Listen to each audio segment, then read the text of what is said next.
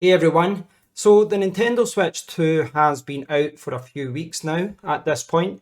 So in this video I'd like to give you my thoughts on the Switch 2 Joy-Cons, or the Joy-Cons 2. And I'll start off by comparing the new Joy-Cons to the old ones. And if you've watched my channel before, you'll know that I hated the original Nintendo Switch Joy-Cons. I think these are the worst controllers that Nintendo have ever sold. They get stick drift easily. They feel cheap. They feel cheap and plasticky. And, you know, the sliding mechanism was never amazing. And they're very expensive. So I was just never a fan of these. I think Nintendo just ripped people off with them. And they were disappointing. So I think Nintendo had the bar set very low. But they have done better here. They have the Joy-Cons 2 are infinitely better than the first ones. If you've got handheld mode, the Switch 2 is obviously a bigger handheld now, but got an update here. But it is a lot better to use, in my opinion. I think it feels great. The joysticks feel better, the buttons feel better, and the Joy-Cons are bigger now as well. So I just think if you're using handheld mode, I think the Joy-Cons are better to use.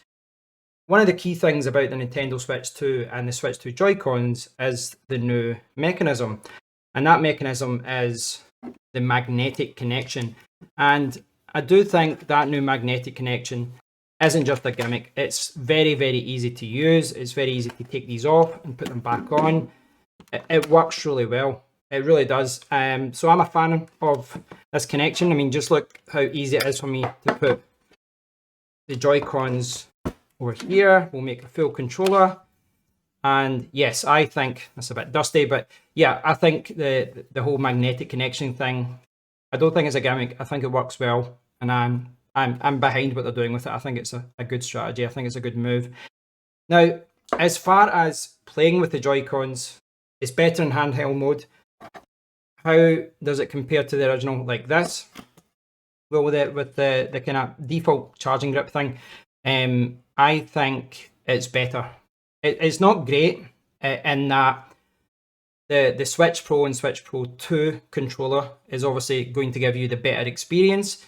I've never fully understood why they went with this kind of design. Originally, I always felt like the original Joy-Cons with this, it was like your hands were really cramped. But because the Joy-Con 2s are bigger, I think it puts your hand in a more natural position. So if you've got, say, one Switch Pro or one Switch Pro controller and you're playing a game with a friend, then I don't think your friend, if they have this setup, I don't think they're going to have as big as a disadvantage as they did before. It's still going to be a nice gaming experience. It does feel much more comfortable in the hand now. So I do think they've improved it. They have improved it a lot with this. So it's better in handheld mode, and I do think it's better in this setup as well. So in that regard, we do have an improvement now. I do think, you know, the Joy-Cons are better in that regard. I'll get the charging cables, so I'll need to put these back on. Now, that's the positive. The positive is I do think the new Joy-Cons 2 are better than the original Joy-Cons in all respect. But we have to talk about the negatives. One of the negatives being that one of the original problems with the Joy-Cons was that they got stick drift, and they got stick drift easily. Now, from my perspective with the original Joy-Cons, I didn't even use the Joy-Cons that much because I didn't like them. I used the Switch Pro controller 99% of the time. I always use this. Despite that, these got stick drift.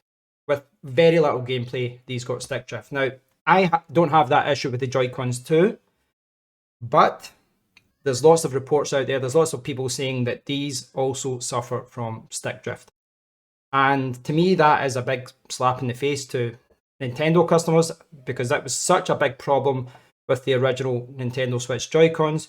The fact they've not resolved that, the fact that they've kind of went the cheap route and just put in cheap parts again and not addressed that problem, I can't get behind that. It's disappointing, especially because if I lose one of these Joy-Cons or they break, here in the UK, it's like £41, £42 to replace that. If I want to buy the pair, it's like £75. That is incredibly expensive, and it's so expensive for a controller that could get stick drift. So I'm not happy with Nintendo with that. I don't have stick drift yet, but it sounds like it will be an issue in the future. I want to show you this. This is my original Nintendo Switch, and you can see I've got this third-party Nixie Joy-Con set on it.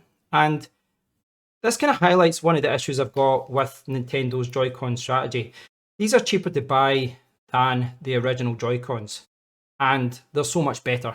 The buttons are bigger, they're clickable. The thumbsticks here feel so much better to use. They've got turbo functionality, etc., which I know not everyone likes. The extra trigger buttons here, etc. too. But the fact that a third-party company that doesn't have the resources or the staff that Nintendo has can release a better solution, a better Joy-Con solution for the Nintendo Switch than Nintendo can, I think that highlights that Nintendo have dropped the ball. They're not trying hard enough, and I think they're taking the mickey out of their customers. My hope is that Nintendo will have some good third-party Joy-Con alternatives in the future. I hope that's something that we'll see. And again, I will say again, these Joy-Cons, the new ones, the Joy-Cons 2, they are so much better to use than the original Joy-Cons.